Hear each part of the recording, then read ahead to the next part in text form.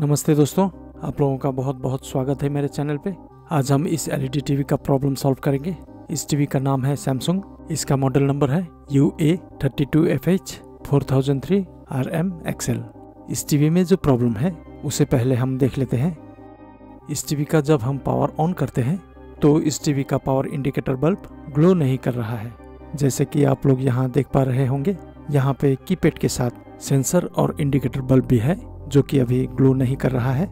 इसका मतलब है कि ये टीवी इस समय डेड है। इस समय इस टीवी में कोई भी वोल्टेज नहीं बन रहा है। तो इस तरह का प्रॉब्लम एक सैमसंग एलईडी टीवी में क्यों होता है, चलिए इसे देखें।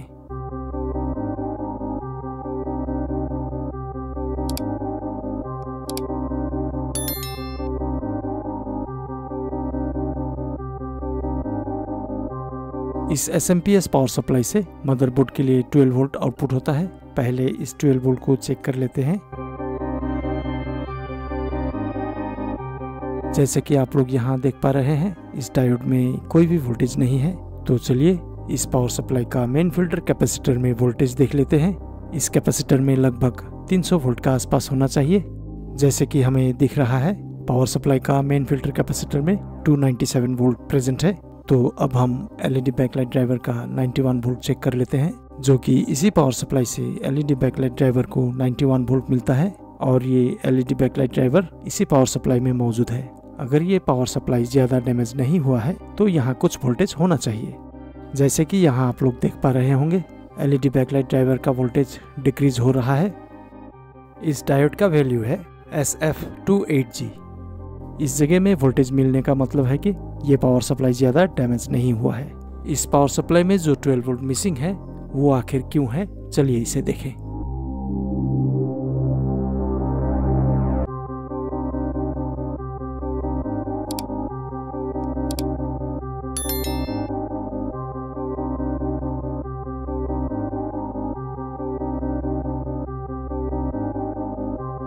इस टीवी का मदरबोर्ड में 12 वोल्ट पावर सप्लाई से जिस रेक्टिफायर डायोड से मिलता है, उस रेक्टिफायर डायोड का कंटिन्यूटी देखेंगे। कंटिन्यूटी देखने से हमें ये पता चलेगा पावर सप्लाई का प्राइमरी साइड में प्रॉब्लम है या सेकेंडरी साइड में प्रॉब्लम है।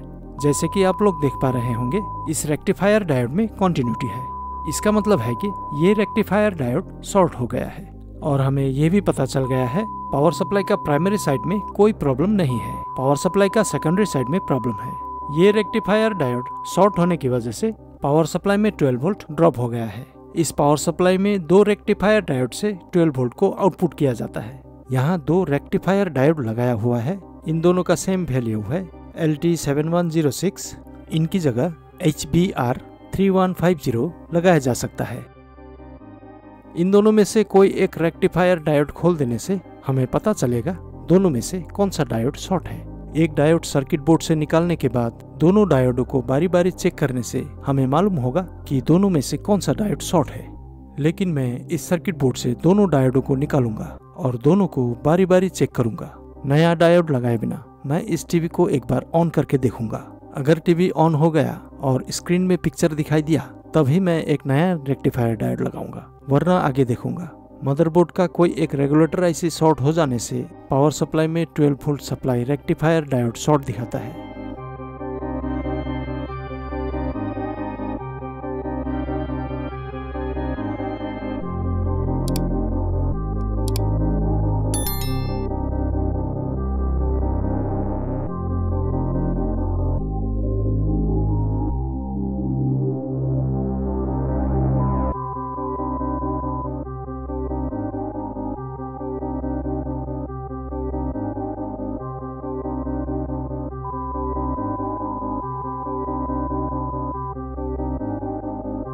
मैंने दोनों डायोडों को चेक कर लिया है। इन दोनों में से ये डायोड शॉर्ट है। इसका बगल में जो दूसरा डायोड है ये ठीक है। मैं इस डायोड को सोल्डर करके एक बार टीवी ऑन करके देखूंगा। अगर टीवी ऑन होता है तो ठीक है, वरना आगे देखेंगे। तो चलिए इस रेक्टिफायर डायोड को मैं सोल्डर कर देता हूँ।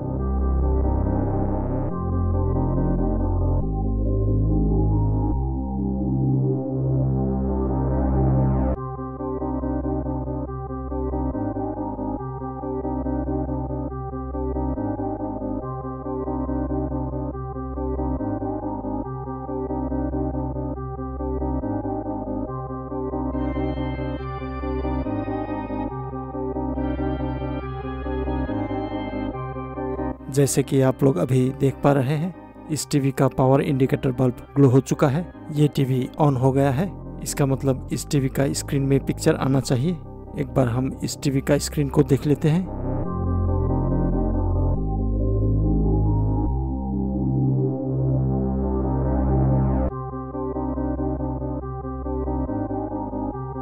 तो इस पावर सप्लाई में इस डायोड का वजह से ये प्रॉब्लम हो रहा था। इस डायोड को चेंज कर देने से इस टीवी का प्रॉब्लम सॉल्व हो जाएगा।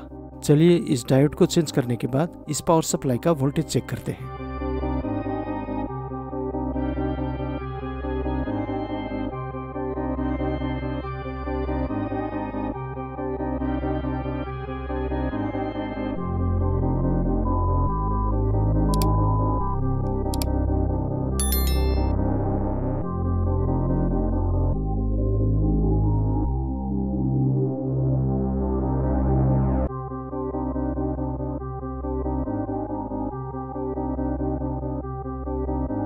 तो मैंने इस पावर सप्लाई में एक नया रेक्टिफायर डायोड डाल दिया है।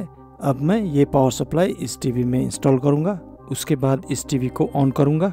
टीवी ऑन करने के बाद पावर सप्लाई का आउटपुट वोल्टेज चेक करूंगा। कभी कभी क्या होता है, पावर सप्लाई में दूसरा डायोड लगाने के बाद दोबारा डायोड शॉर्ट हो जाता है।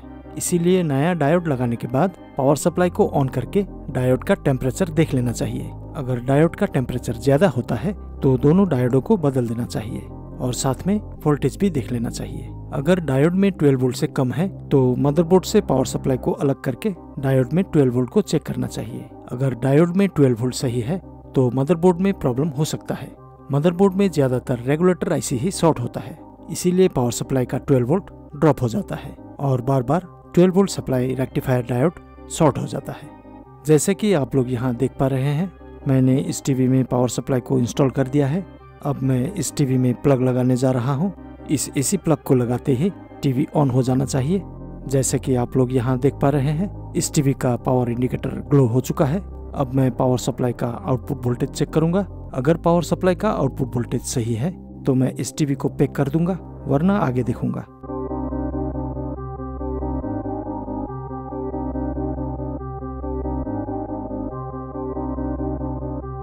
इस डायोड में 12 वोल्ट ओके है और इस डायोड में भी 12 वोल्ट ओके है। अब मैं इस डायोड का वोल्टेज चेक करूंगा। ये एलईडी बैकलाइट सप्लाई डायोड है। इस डायोड में 91 वोल्ट प्रेजेंट है। इसका मतलब है कि ये पावर सप्लाई बिल्कुल ओके है। इस पावर सप्लाई में और एक रेक्टिफायर डायोड है। इस डायोड का एनोड टर्मिनल ग्राउंड का साथ कनेक्ट होता है और कैथोड टर्मिनल ट्रांसफार्मर का उस बाइंडिंग से कनेक्ट होता है, जिस बाइंडिंग का दूसरा टर्मिनल एलईडी बैकलाइट ड्राइवर का सप्लाई होता है, जिससे 91 वोल्ट आउटपुट होता है। तो मैंने इस पावर सप्लाई में वोल्टेज चेक करके ये पाया कि इस पावर सप्लाई में सभी वोल्टेज ओके है और देखा जाए तो इस टीवी में पिक्चर भी बन रहा है, जैसे कि आप लोग यहाँ देख पा रहे हैं। तो ये टेलीविजन अब बिल्कुल ठीक हो चुका है। इस टेलीविजन में और दूसरा प्रॉब्लम नहीं होना चाहिए। अगर इस टेलीविजन में और दूसरा प्रॉब्लम है तो मैं इसका अलग से वीडियो बनाऊंगा और आप लोगों से शेयर करूंगा। तो दोस्तों, आखिर में ये वीडियो आप लोगों को कैसा लगा कमेंट कीजिएगा, लाइक और शेयर कीजिएगा। जिन्होंने भी मेरा चैनल को अभी तक सब्सक्राइब नहीं किया है वो जल्दी से सब्सक्राइब कर ले, ताकि इस तरह का इंफॉर्मेटिव वीडियो आप लोगों को जल्द से जल्द मिल जाए। धन्यवाद दोस्तों।